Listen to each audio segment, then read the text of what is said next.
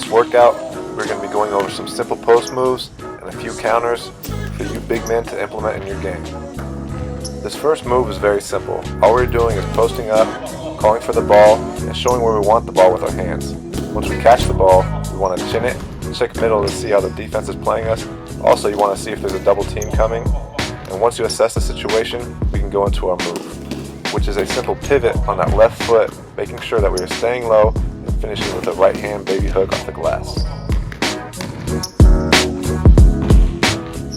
So the second move is the same, but now instead of finishing with a baby hook off the glass, now we're finishing with a jumper off the glass. You know, a lot of players are unsure where exactly to post up and what post position to use.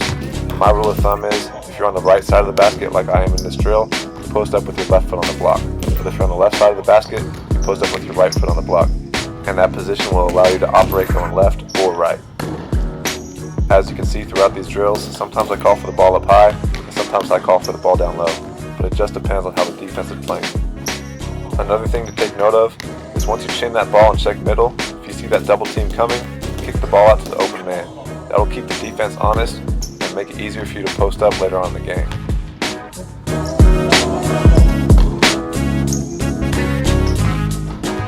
So this move is just now a simple counter to the move that we just did.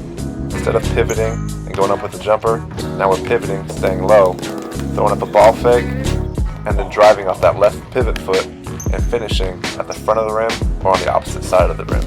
Remember our rule with the ball fake, it's ball up, but down. That way we can explode out. Also, notice how I'm finishing by exploding right out of that 1-2 step. I'm not taking my time to hop or gather, because then that would give time for the defense to come over and block our shot. Also, by exploding out and finishing on the other side of the basket, like I've done in these last 3 reps, gives us defense against the defense, using the rim as a protector and making it harder for them to come over and block a shot. So now in these next reps, we're going to be going over another counter to a turnaround jumper. So just like in our last set, we're going to use our left foot as our pivot foot, and we're going to forward pivot into a shot fake. From the shot fake, we keep our pivot foot and use a reverse pivot into a shot over our right shoulder. So going through this move into your shot, you want to make sure that you put the ball down before you pick up your pivot foot. If you fail to do so, you'll be called for a travel. Going through a move like this with so many pivots, turns, and spins, it's easy to get yourself off balance. So in order to keep proper balance, you want to make sure that you're staying low and you're maintaining a wide base throughout this move. Doing so will increase your field goal percentage using this move. When finishing this move, I personally like to fade a little bit on my shot because it gives me a little bit more space between me and the defense, but everybody is different. Some people go straight up, and some people fade more than others.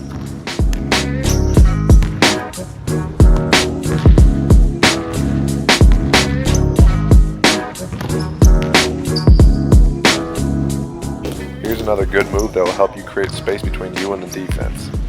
And it's Dirk Nowitzki's signature move, so we call it the DIRK step.